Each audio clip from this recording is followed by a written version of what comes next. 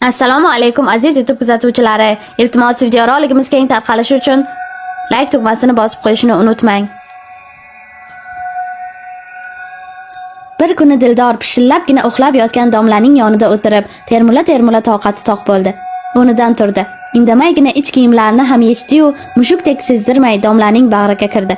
Hech narsadan bexabar uxlayotgan domlaning qo'llarini olib, o'zini quchoqlattirdi va hansirab nafaslari tiqilib qolayotgan Dildora domlasining lablariga qaynoq lablarini bosdi.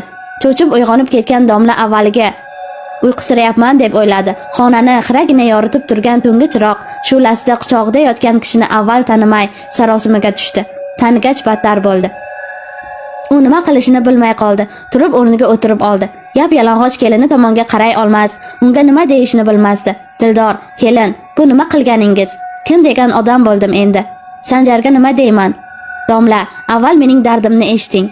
Men sizni birinchi bor darsga kirganingizdayoq sevib qolganman. Dunyoga kelib sizdan boshqaga ko'ngil bermaganman. Qancha edi mening ishqimda o'ladiganlar. Men o'sha yigitlar sinfdoshlarim, kursdoshlarim qolib faqat sizni sevdim. Sizni deb nimalar qilmadim? A'lochi bo'ldim. Sizni deb sportchi bo'ldim. Sizni deb alpinist bo'ldim. Nihoyat sizni deb sanjaringizga tegishga rozi bo'ldim. Uni zig'ircha sevmayman. Bu hovliga sizni deb keldim. Men sizni sevaman. Buni shu paytgacha ayta olmay o'z yog'imda o'zim qovurildim. Yetar, jonimdan to'yib ketdim. Gapirmang, nasihat qilmang. Baribir bugun siz bilan bo'laman. Keyin peshonamdan ko'raman. Gunoh yomon gunoh kelin. Men sizni qizim devdim. Odamlar eshitsa, domla, hech kim hech nimani eshitmaydi. Piqillab yig'lay boshladi Dildora. Shu bugun meni yoningizdan haydamang. Mayli, erkalatmang, mayli o'pmang. Sizni achon qilib yotsam bo'ldi. Ertalab birga nonushta qilishga beti chidamagan domla shoshib chiqib ketdi. Darsdan keyin singlisinikiga o'tdi. Jiyanlarini sog'ingan domla shu kuni jiyanlari bilan tunab qoldi. Dildor surishtira qaynotasini topdi, ammo domla darvozalarni mahkam qulflab, "Yotavering, hech narsadan qo'rqmang" deb qorong'ulikdan qo'rqadigan kelinni tinchlantirdi. Ertasi kuni kechki ovqatdan keyin Dildor domlaning o'rnini katta xonaga solib o'tirmadi. Uni o'zining yotoqxonasiga boshladi. Dildoraning yanada ochilib ketganini, bir oz to'lishganini ko'rgan Yangi yil arafasida kelgan Sanjarning battar mehri tovlanib ketdi. Ta'tili tugasa-da Moskvaga ketgisi kelmadi, lekin Dildor o'qishingiz chala qolmasin, borib yaxshi o'qing, olim bo'lib keling. Progulchi bo'lmang deb holi joniga qo'ymay uni Moskvaga haydadi. Sanjar ketar chog'i dadasiga o'pkalandi. Dada, ta'tilga kelganday bo'lmadim. Kelganimdan beri siz ham o'zingizni olib qochasiz. Ketmayin desam keliningiz ko'nmaydi. Ha demay yozga ta'tilga kelasan. To'yib suhbatlashamiz o'g'lim, dedi domla uzoqlarga tikilib. Yozda kelganda esa uni Dildor yana xursand qildi. Sanjar o'g'illik bo'lgan edi. Sanjarga mos qilib Sarvar deb ism qo'yishibdi o'g'liga. Sanjarning bolalikdagi rasmini ko'ring, Sarvarni ko'ring. Ikki tomchi suvdek bir-biriga o'xshar edilar. Sanjar aspiranturani tugatib kelganda bobosi uni qo'ltig'ining tagidan sochiqni o'tkazib olib yurdirayotgan edi. Sanjar dadasiga qanday minnatdorchilik bildirishni bilmas, har kelganda turli sovg'alar olib kelib, uning ko'nglini ovlashga harakat qilardi. Sarvarga yana 2 yil qarab turadigan bo'ldingiz dada, deb qoldi Sanjar. Ustozlarim nomzodlik dissertatsiyasini salgina ishlab qayta yoqlasam, doktorlik unvoniga ega bo'lishimni aytishdi. Mayli ko'ya, chaynaldi domla. Bitirib kelsang domga chiqib ketmoqchi edim. Bu nima deganingiz? Hayron bo'ldi Sanjar. Yoki keliningiz xafa qilyaptimi? Yo'q, kelin yaxshi. Ha, aytgancha, kelinni olib ketsangchi. Ham Moskvalarni ko'rib kelardi. Ham xotin xush ho'kiz deganday, men ham keliningizdan bir lahza ajralmasam deyman, lekin u yoqlar Savrajonga sovuqlik qilar deyman dedi. Sanjar, men hech qayoqqa bormayman, Moskvani televizordan ko'raman dedi Dildora. Oldin professor bo'lib olsinlar, undan keyin o'g'lingiz xohlagan shaharlarni ko'rsatadilar. Domlaning dardi ichida qoldi. Sanjar Moskvaga bora kela Sarvar 3 yoshga to'lib burro gapiradigan ham bo'ldi.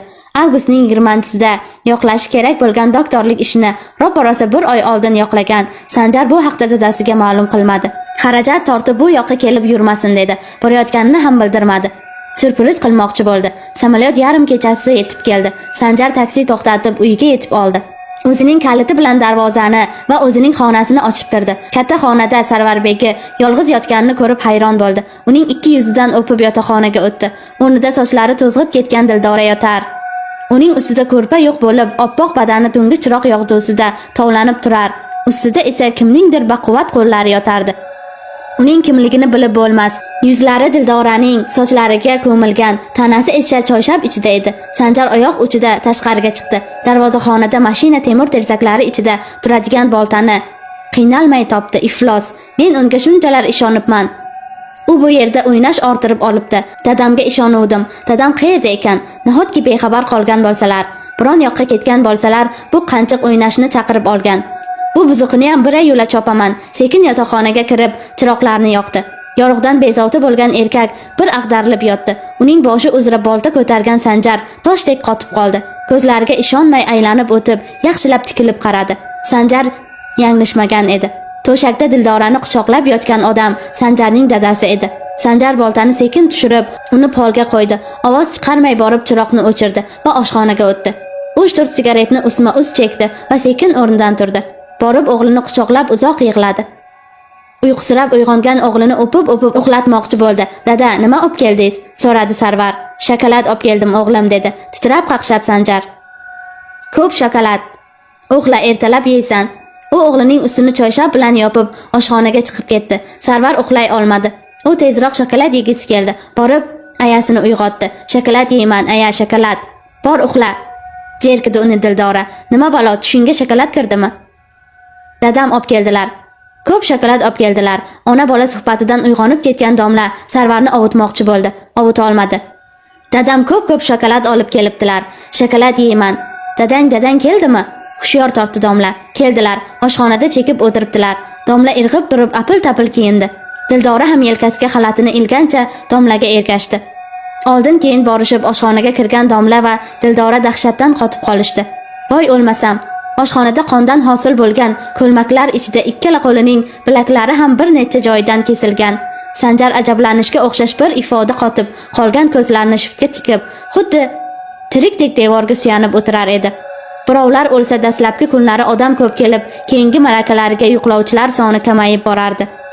Sanjarning ma'rakalariga esa har gal o'tgan safargidan ko'proq odam kelayotgan edi. Domlaning nazarida hamma bir-biridan voqea tafsilotini eshitib, iblisning urg'ochisini va uning o'ynashini tomosha qilishga kelayotgandek, hamma uni bir-biriga imlab ko'rsatayotgandek, ana shu-da o'g'lining boshini yegan, nahsga botgan domla deyotgandek bo'laverdi. Domlani mashina garajidan topdilar.